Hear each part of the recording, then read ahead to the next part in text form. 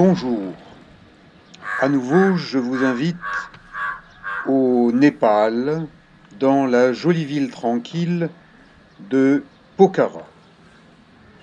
Le jour se lève, pas complètement, c'est un peu brumeux, au sommet d'une colline où se dresse Shanti Stupa. Un stupa, une pagode bouddhiste bâtie là, offerte par les Japonais pour que la paix dans le monde rayonne. Découvrons ensemble ce stupa japonais avec des inscriptions en japonais.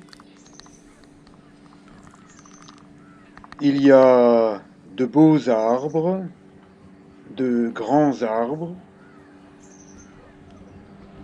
des panneaux précis répètent que c'est un endroit sacré, que vous y êtes les bienvenus, mais qu'il convient de respecter certaines règles, de ne pas parler fort, d'apprécier la nature, d'observer des fleurs, un joli jardin qui semble accroché dans le ciel avec quelques nuages, beaucoup de fleurs en cette fin octobre 2019. C'est un peu une période de fête entre notre fête de Noël et du jour de l'an, version népalaise, avec beaucoup de fleurs jaunes, celles qui, en cette époque de l'année, portent bonheur et dont on fait des couronnes de fleurs. Vous êtes priés de respecter le silence, de ne pas parler trop fort, de bien vous conduire et, comme dans tous les lieux sacrés, de laisser vos chaussures à l'entrée pour monter les marches qui mènent vers une grande statue de Bouddha, version japonaise. Je monte avec des petites chaussettes qui s'appellent Népal. C'est ma manière à moi de célébrer le Népal, ces marches tranquilles, pieds nus ou en chaussettes.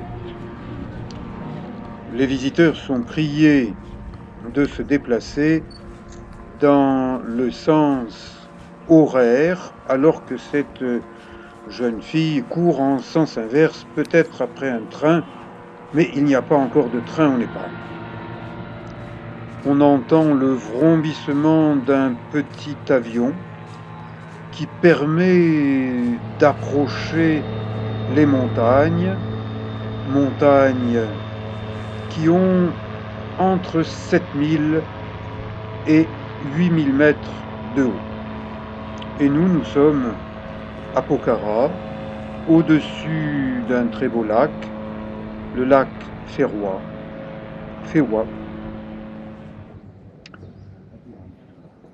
Faire des photos, c'est l'occupation numéro 1 des touristes, quelle que soit leur origine, leur nationalité, et le ciel se dégage, il est avec nous, avec les touristes.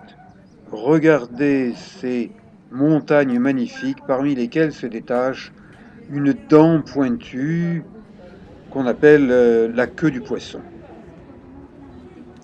Les touristes photographient le monument et se photographient devant le monument. Les selfies sont à la mode, ça ne choque plus personne.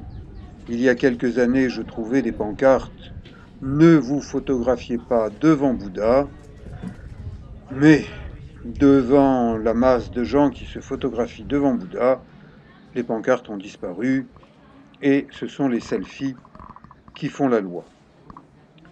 Regardez aussi le paysage, photographiez le paysage et immortaliser Bouddha, qui est représenté en plusieurs attitudes qui symbolisent les différentes étapes de sa vie.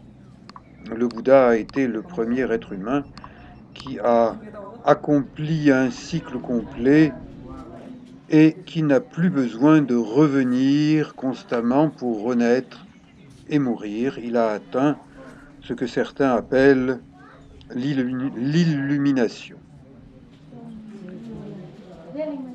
Il y a 2 grands étages dans ce stupa. On parcourt le premier dans le sens des aiguilles d'une montre et le second. Et on dit merci et au revoir au Bouddha jusqu'à un prochain voyage. Ça n'est pas la première fois que je monte sur ce stupa au-dessus de Pokhara. J'espère y revenir car Pokhara est une ville agréable, calme, que j'apprécie beaucoup plus que la trépidante et polluée capitale du Népal, Katmandou. Je reprends mes baskets avec lesquelles j'ai bien randonné et je vous invite en plusieurs épisodes documentaires à voyager avec moi comme je l'ai fait en ce joli mois d'octobre 2019. Je vous invite éventuellement à vous inscrire à ma chaîne sur YouTube, Eric Long, et Djanga, mon fils adoptif népalais, qui m'aide bien dans chacun de mes voyages. Eh bien, vous le retrouverez dans ce voyage et dans d'autres voyages. Je vous dis à bientôt pour découvrir d'autres endroits du Népal où je suis passé en ce mois d'octobre 2019. Je vous dis à bientôt et merci de votre visite.